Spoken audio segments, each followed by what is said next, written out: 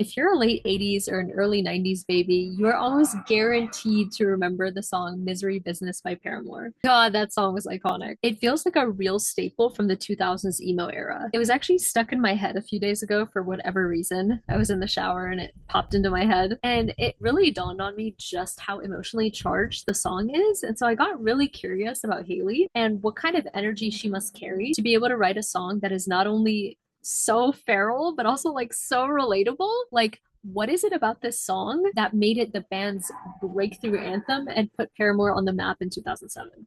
I just had to know. So I went down this rabbit hole and I'm going to break it all down by pulling up her human design chart, as well as the song itself, lyrics, imagery, and all. So stick around if you want to see my findings. Lots of interesting themes here. Let's start with the music video. We're literally at 0 seconds and there's already some really interesting imagery here. We start off with an image of her eyes, which I find super significant, especially because not only is she a projector, so she can totally see into your soul, but there's also the element of the fighter, right? So pulling up her chart. Hayley has her personality Neptune in the fighter. She also has an inline one, meaning she's gathering evidence or gathering information on her enemy, which we'll see as a theme throughout the lyrics. So if we look at the first line of the song, it starts out with, I'm in the business of misery. Now, what does that mean, right? It could mean two different things. So for a projector, right, it could be living or festering in that bitterness, or it could also mean that she's made it her job to bring misery to other people. And that's what the fighter does, right? It's like fighting for what somebody believes is worth fighting for, what makes life worth living in a way. To me, what this would mean is making somebody else miserable as a result of one's own misery. Right. And of course, I keep in mind that this was when she was 17. I mean, this was a long time ago, but it just felt relevant to bring up. So then she says, it's a matter of time before we all run out. When I thought he was mine, she caught him by the mouth. So this is the sting, right? The sting of where the bitterness begins. I waited 8 long months. The strategy of the projector is to wait for the invitation. And so the invitation must have come 8 months later. And of course, this also represents how difficult it is to wait. She finally set him free. I told him I couldn't lie. He was the only one for me. Obviously, this is probably some conditioning because Hayley is a triple split, and usually triple splits don't really like to be in partnership with just one person. But of course, there are exceptions, and who knows, right? This person could have bridged all her splits and it could have felt good for a little bit. So if we continue with the lyrics, 2 weeks we caught on fire. If we look at her life afterwards, you can see how she sort of jumped around between different people. That kind of confirms it for me. She's got it out for me, but I wear the biggest smile. So this is where we see the signature of success, right? Biggest smile. It's like this sense of, oh, I've accomplished something. Now we see that she has a defined ego, right? Because the lyrics continue, whoa, I never meant to brag, but I got him where I want him now. And so I find that people with a defined ego have that sense of confidence, but she kind of is bragging a little bit, but that's fine, right? Like, whatever. Like, you can feel the frequency of that confidence behind the words. Well, it was never my intention to brag, to steal it all away from you now. But God, does it feel so good because I got him where I want him now. And if you could, then you know you would because God, it just feels so good. Okay. We're going to pause here because there's a lot, right? We talked about the sense of confidence with a defined ego, but there's also something else. She's talking to the other woman and saying, if you could, then you know you would. And this is something I'm going to expand on in a little bit. I just want to get kind of to the juicy part. So we continue. Second chances, they don't ever matter. People never change. Once a whore, nothing more. I'm sorry, that'll never change. Okay, I know she got a lot of slack for this for the past 10 years or so. And she's changed the tune. They stopped singing the song. They played it again in Coachella 2022. And of course, she was 17. It's fine. Like, we can give her a little pass. She's definitely a changed woman now, but it's interesting because it feels as though this is somewhat of a projection, right? Especially as a triple split. That's usually somebody who is either polyamorous or prefers to be with multiple people. And so it feels as though this was an insight into who she may finally accept herself to be in a way. Now, the heart of the song is actually what inspired me to make this video in the first place, was this lyric here. Well, there's a million other girls who do it just like you, looking as innocent as possible to get to who they want and what they want. It's easy if you do it right. Well, I refuse, I refuse, I refuse. So much here, so much here. Now, this builds upon what I wanted to say earlier, because this 100% to me represents her exalted Neptune in gate 38. Now, we talked about how it's the fighter. We also talked about how it's in line one, so she's gathering all this dirt.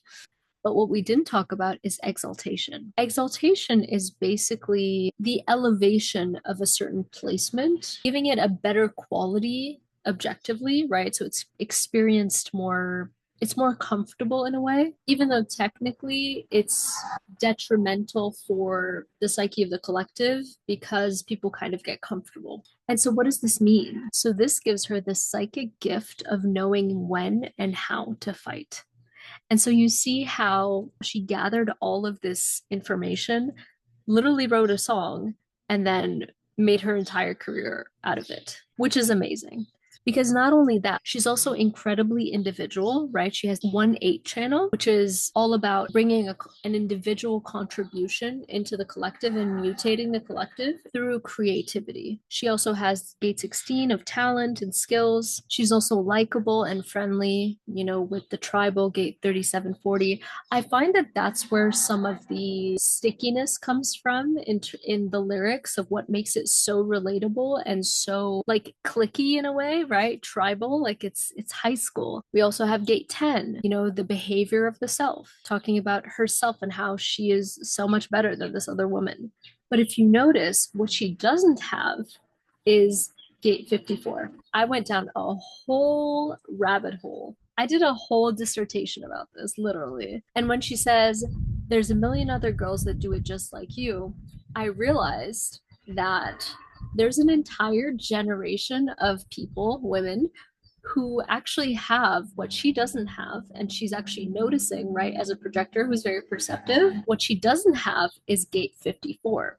Now, there was a full moon in gate 54 literally yesterday, so it must be why it's so fresh on my mind. But I want to break this down a little bit for you. The reason I say there's an entire generation of people born with gate 54 is because Saturn crossed gate 54 between 1989 and 1990. Uranus passed it in 1992 to 1993, and Neptune was there from 1991 to 1994.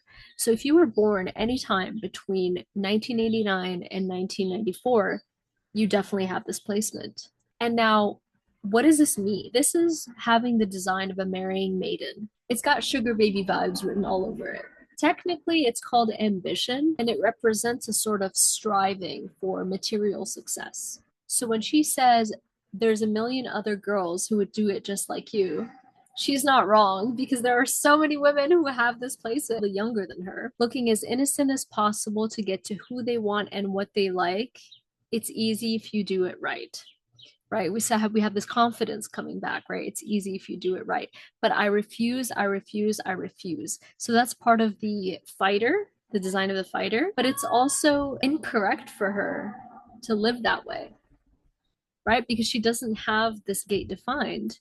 And she also has this psychic attunement that guarantees proper action of when to fight and when to not. And this is a choice that she's making, that this is a fight that she will not fight. Also, as a projector, she's calling out what she sees that is incorrect in the collective, right? Because if we look at her incarnation cross, which is the reason why she's here, what role she's playing in the collective, as like a small puzzle piece in the giant puzzle of life, we see that she's a cross of service, meaning she has the entire channel 1858 of correction, correcting patterns in the collective. So making logical corrections, as well as gate 52, which is sitting back and observing, and gate 17 of opinions. So sharing those opinions about the things that she's observed in terms of correcting patterns within the collective. So she's seeing this pattern of women that are actually using innocence to manipulate men into